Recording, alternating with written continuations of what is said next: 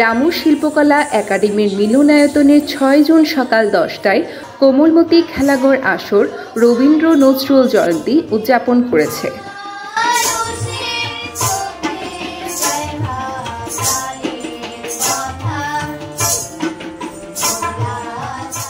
এতে রাজীব বড়ুয়ার সভাপতিত্বে দিবস শর্মার সঞ্চালনায় প্রধান অতিথি ছিলেন ব্রতচারী বাংলাদেশ এর সাংগঠনিক সম্পাদক ও গাজীপুর জেলা শিক্ষা সহকারী পরিদর্শক শামীমা ফেরদৌসী।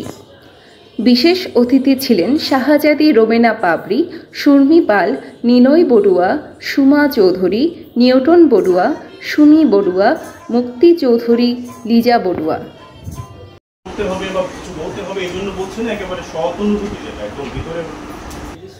অনুষ্ঠানে কথামালা বিশ্বকবি রবীন্দ্রনাথ ঠাকুরের ও বিদ্রোহী কবি কাজী নজরুল ইসলামের আবৃত্তি, গান ও নৃত্য পরিবেশের মাধ্যমে অনুষ্ঠানের সমাপ্তি হয়।